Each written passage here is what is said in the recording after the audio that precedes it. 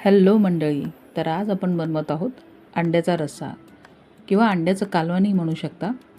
तर हा तुम्ही बघू शकता किती छान असा हा अंड्याचा रस्सा बनवलेला आहे आपण. हा अंड्याचा रस्सा तुम्ही भाकरी, चपाती, भात कशाबरोबरही खाऊ शकता. त्यासाठी मी टोप ठेवला आहे गॅसवर, त्यामध्ये तेल गरम करत ठेवलं आहे. आता ह्याच्यात आपल्याला कांदा घालायचा आहे. हा एक मी मीडियम साईजचा कांदा घेतला आहे, त्याच्यात कढीपत्ता असं हे दोन्ही मी एकत्र घातलेलं आहे. आता हा कांदा आपण तेलावर छान असं परतून घेऊया. कांदा परतत असताना गॅसची फ्लेम मी फास्ट ठेवली आहे. फास्ट फ्लेमवर आपण कांदा छान असा परतून घेतो आहे.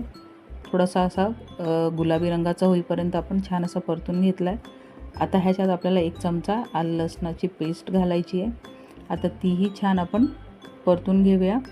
कच्चेपणा निघेपर्यंत आपल्याला छान असं हे परतून घ्यायचं आहे. त्याच्यानंतर मी मीठ घातलं आहे चवीप्रमाणे.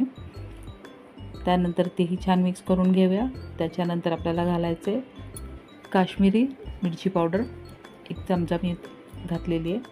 आता तीही घालून आपण छान असं परतून घेऊया. तुम्ही बघू शकता रंग किती छान आला आहे, तेलही छान असं सुटलं आहे. आता ह्याच्यात आपल्याला घालायचं आहे 1 टोमॅटो.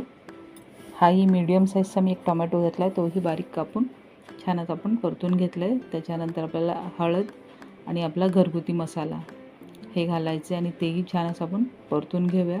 त्याच्यानंतर आपल्याला घालायचं आहे कांदा खोबऱ्याचं वाटण. तेही आपण छान परतून घेऊया. गॅसची फ्लेम फास्टच आहे, फास्ट फ्लेमवरच आपण हे सगळं करत आहोत. त्याच्यानंतर आपण ह्याच्यात गरम पाणी घातलं आहे.